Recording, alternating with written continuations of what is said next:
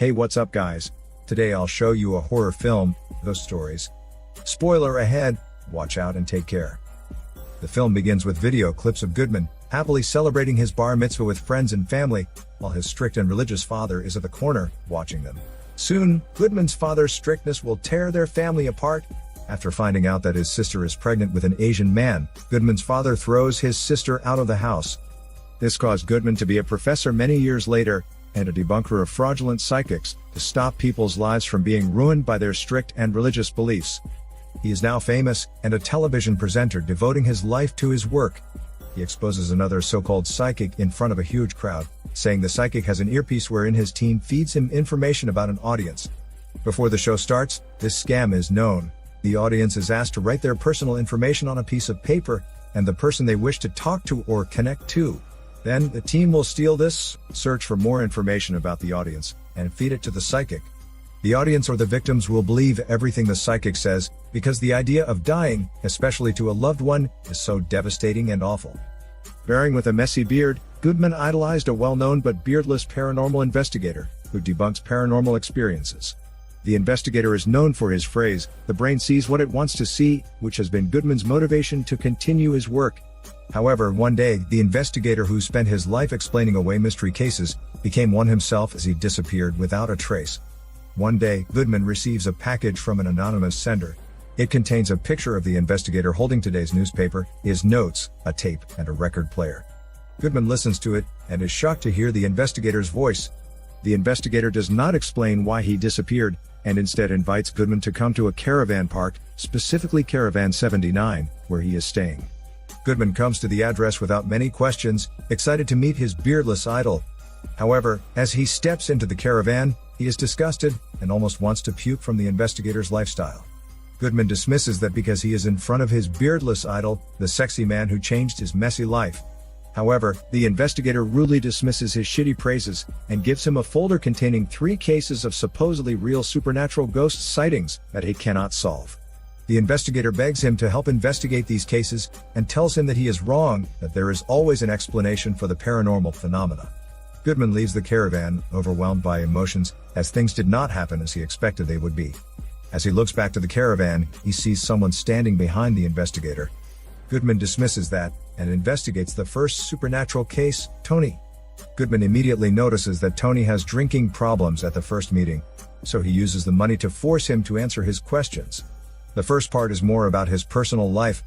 Tony's wife has died because of cancer, and his only daughter is in the hospital, suffering from locked-in syndrome.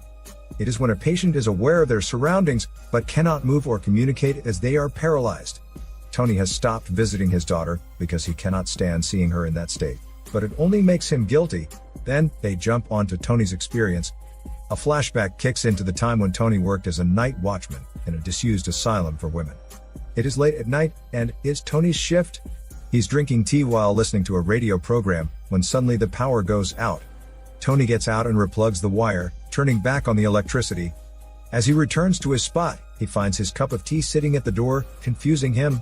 Tony dismisses that, turns off the radio, and waits for his shift to end. But then, the power goes out again, so Tony gets out to fix it. However, he finds the wires unplugged, and some scratches on the machine. Although confused, Tony replugs them, turns on the radio music, and does his checking round in the building. Everything seems normal, so Tony puts down the flashlight, and smokes a cigarette. But then, the lights in the hallway go out, and Tony hears some footsteps. Tony immediately takes the flashlight, and lights the hallway, where he sees a little girl in a yellow dress, standing there. She quickly vanishes, so Tony immediately returns to his office, and radios his coworker. But instead, he hears a little girl's voice, calling him Dada. Right then someone bangs on the door, so although scared, Tony opens it. Fortunately, there is no one outside, but Tony hears some noises downstairs. Tony follows the noise, which leads to room 92, where the little girl shows up again.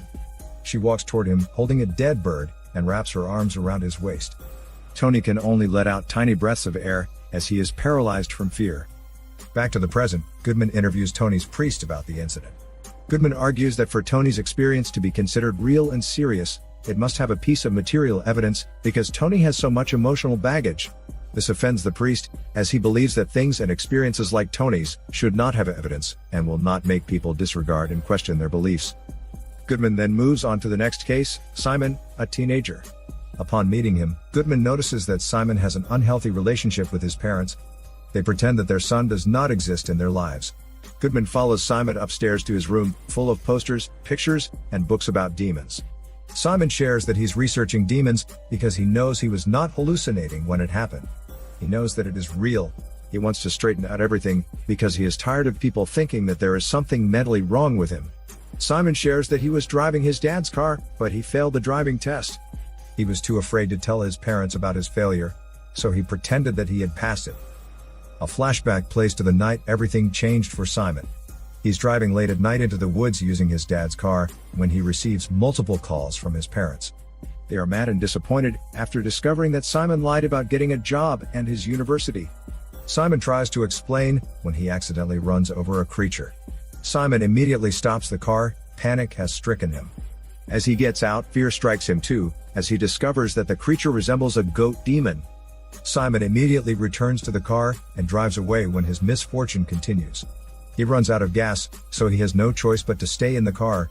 He tries to look for a signal, but cannot get any inside. Although terrified, Simon has to get out of the car to look for a signal. Fortunately, he gets it not far from his car. So he calls his dad's company and asks them to pick him up. They have his location on GPS, but it will take about half an hour for them to be there.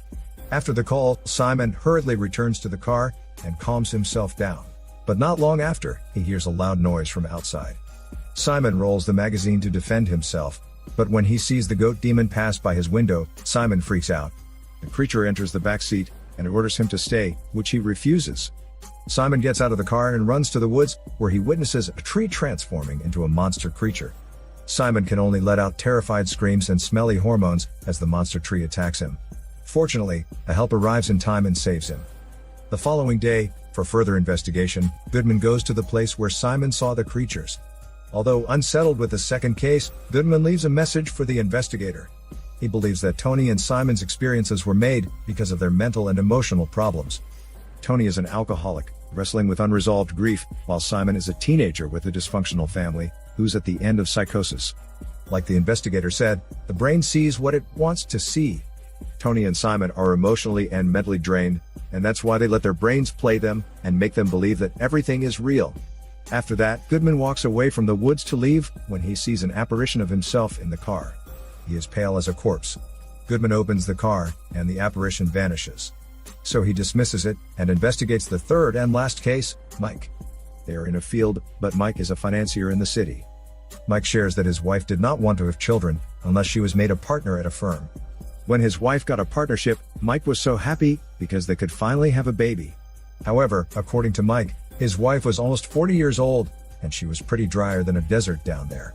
Despite that, they pushed through and used IVF, and soon enough, his wife got pregnant.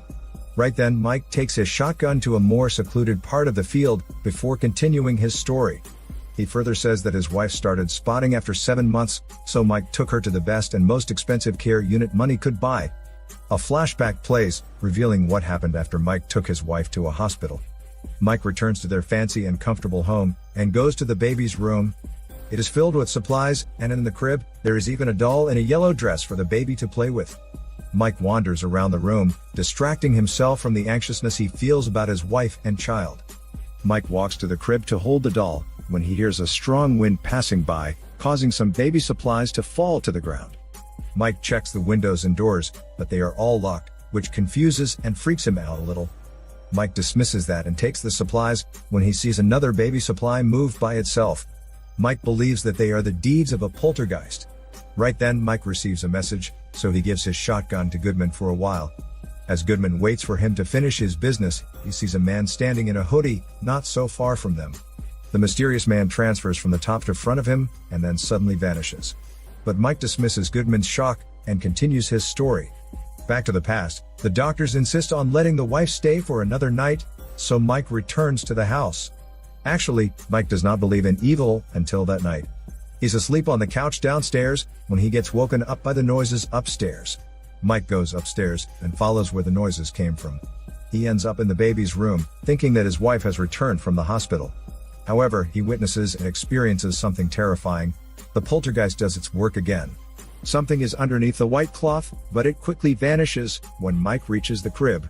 The temperature then suddenly drops, killing the fresh white roses and making Mike's breath cold. He then notices someone sitting near the crib, so he backs away, unsure of who it is. The lamplight makes Mike see that it's his wife. She says they are dead, before revealing her ghostly face in front of Mike. He manages to get out of the room when his phone rings. It's from the hospital, and Mike knows what they are gonna say. His wife has died from giving birth to their child. Suddenly, Mike cocks the shotgun and shoots himself, committing suicide in front of Goodman.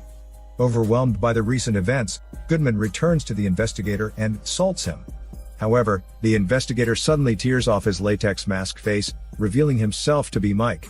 Although confused, Goodman thinks that he is a victim of an elaborate hoax. But when Mike tears off the windows, revealing that there is no caravan of some sort, reality soon breaks down altogether. Mike takes him back to the time of his teenage years, when he watches his bully friends bully another teenager, nicknamed Coward Boy, who is mentally disabled. So the bullies force him to go to the drain to be part of their gang. They instruct him to find the 10th number written on the walls. Coward Boy obliges them, but he soon wants to get out, as the drain gets more narrow. However, the bullies do not let him get out, and threaten to harm him if he does so. Coward Boy has no choice but to continue. But the narrow space triggers his asthma, and the bullies just run away when they discover it. Goodman wants to help Coward Boy, but his fear overpowers his will. So he also runs his smelly ass away from there, leaving Coward Boy's corpse in the drain. Since then, guilt has consumed Goodman, making him like a dead man, because he let his fear overpower himself, when Coward Boy needed him the most.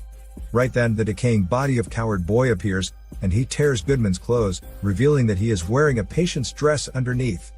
This torments Goodman even more as reality sinks in. Coward Boy laughs like a maniac when he leads Goodman to the hospital, and forces him to lie on the bed. Coward Boy moves on top of Goodman, who has now become paralyzed, and puts his finger in Goodman's mouth before vanishing.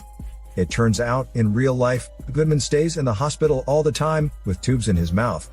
He is actually the one with the locked-in syndrome. He suffers from this after a failed suicide attempt in his car.